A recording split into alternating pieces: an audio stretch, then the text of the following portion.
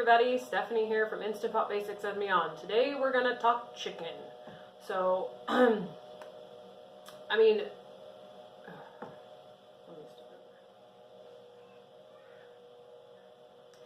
hey everybody, Stephanie here from Instant Pot Basics and Beyond, and today we're gonna talk chicken. We all got an Instant Pot because we want fast and easy dinner, right? So this is one of those things that's gonna be quick, easy, throw it together, you got dinner ready to go. I am going to do some barbecue chicken that I'm going to shred and put on rolls with a bag of coleslaw for dinner tonight. So barbecue chicken sandwiches, some coleslaw, call it dinner, it's going to be awesome. So, I actually have some leftover chicken from a big package that I thawed the other day. So I'm starting with thawed chicken. You can totally do frozen, it's not a big deal. You're just going to have to cook it a little longer. We've talked about before, but you have to make sure you need at least a cup of liquid. So today that liquid is going to be barbecue sauce. Use whatever you love, make your own, whatever bottle you like, doesn't really matter. So these are my chicken breasts. I'm going to leave them whole. If they were bigger than this, you could cut them up if you wanted. Again, that's just going to make it so you can cook them faster. I believe I weighed these the other night, and it's like probably 1.5 pounds-ish of chicken. So I'm just throwing them in the pot. No big deal. Okay, we're going to put in some barbecue sauce. Guys, this is super quick, simple, easy, right? So at this point, if I wanted, we can hit the saute button. If our Instant Pot was on, what happened? There we go. No, there we don't go. What in the world? Okay, sometimes your cord just gets a little bit loose. Okay. And I totally lost my train of thought.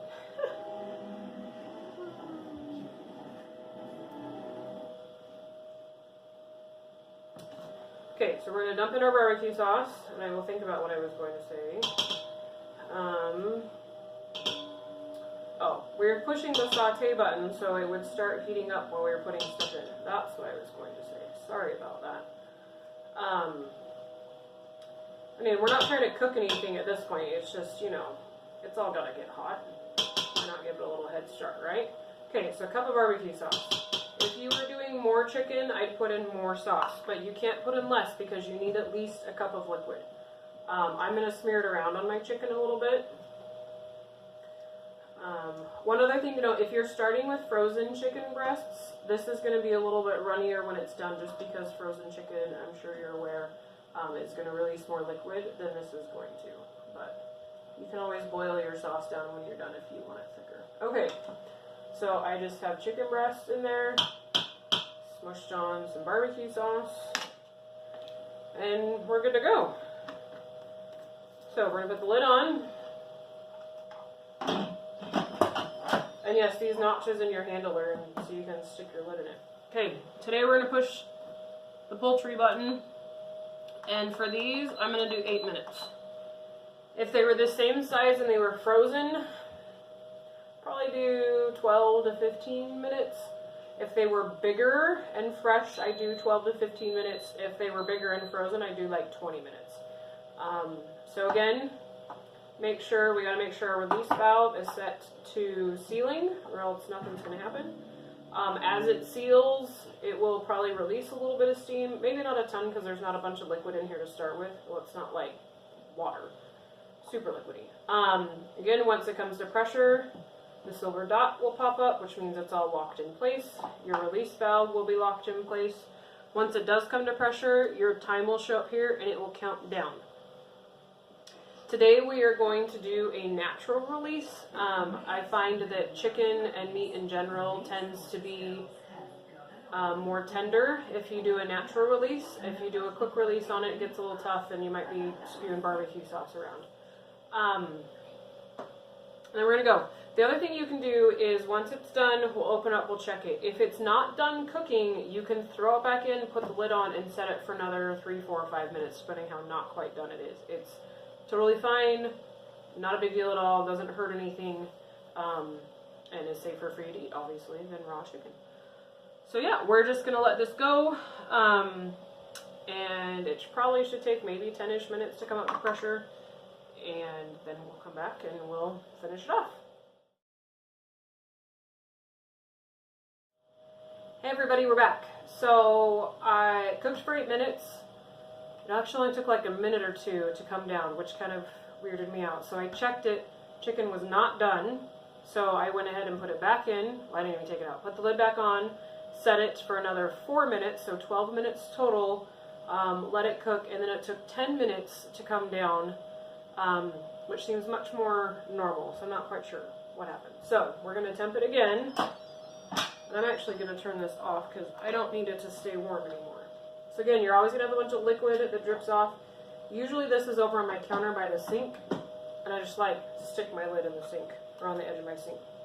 Handy dandy thermometer. I'm going to stick this in here. Chicken is temping at least 170, so we're good. So I lied. Earlier, 12 minutes would be better. If you have really thin chicken, you can probably get away with 8 minutes. So I'm going to go ahead and pull these out. We have our little chicken breasts here. So say you don't want barbecue, say you have like a recipe that uses maybe Italian dressing, or my in-laws make a dish with Russian dressing. Feel free to substitute whatever you want. If you need chicken for like tacos or taco salad or something, throw in a cup of salsa. You know, definitely do what works for you, what you want for you. You just got to have a cup of liquid, your right cooking time, and you've got chicken ready to go. Let me grab a couple forks here, and then we'll just give it a shred, maybe. So yeah, so there you go. Quick, easy. Oh, I forgot to say, it only took like 5, maybe 6 minutes to come up to temp, or up to pressure. Cook it for 12 minutes. Let it come down for 20 minutes. You got cooked chicken in like half an hour. This does look a little bit crispy on the bottom. It's all the sugar in the barbecue sauce, but that's okay. If you wanted, you could maybe add a little water, but I don't think it's a big deal. Well, I don't need all this right at the moment, so you don't have to stand here and watch me shred all of it. So, there you have it. Chicken in the Instant Pot, cooked about half an hour.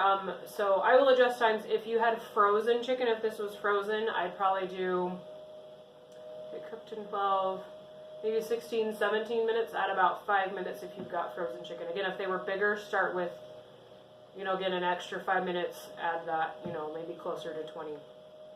Anyhow, I hope that's helpful. I hope you take some time, do some chicken in your Instant Pot, and give yourself a quick and easy dinner. Again, I'm Stephanie, Instant Pot Basics and Beyond, Facebook, YouTube, like, subscribe, all the things so you don't miss out and you can become an Instant Pot Pro. Have a great day.